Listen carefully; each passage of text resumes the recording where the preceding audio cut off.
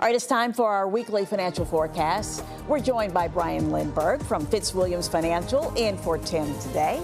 All right, and thank you for coming. Yeah. And we're talking about the impacts from the Iran war on consumers because so many people are talking about that. And the number one thing we hear, gas prices, gas prices. So, and I hear different things like, oh, the prices will go down as soon as the conflict is over. And then I hear, oh, it's going to take a while. What is your take on that?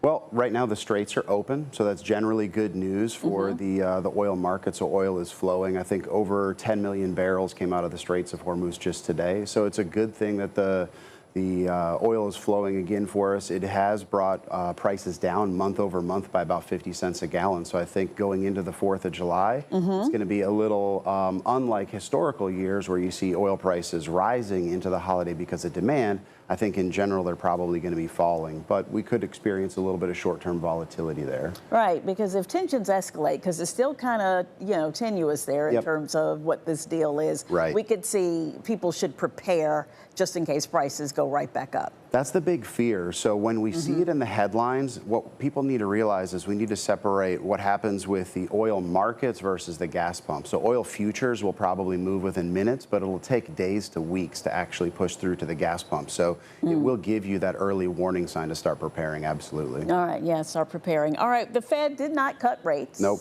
They did not. I mean, that was probably no surprise because where inflation is? Yeah, right now the Fed they're trying to strike a balance between economic growth and inflation. Right now, their bigger concern is economic growth. It's actually a good thing that they're considering hiking interest rates because inflation isn't out of control. We're seeing consumer spending stay strong.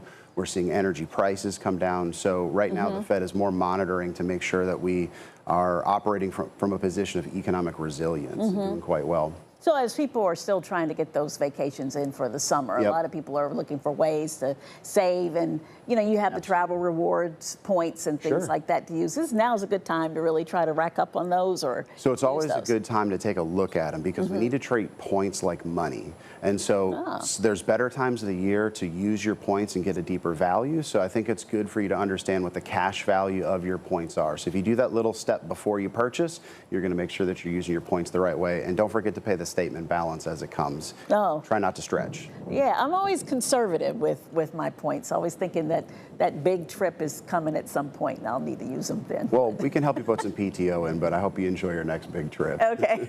All right. Thank you so much. We appreciate it. Us.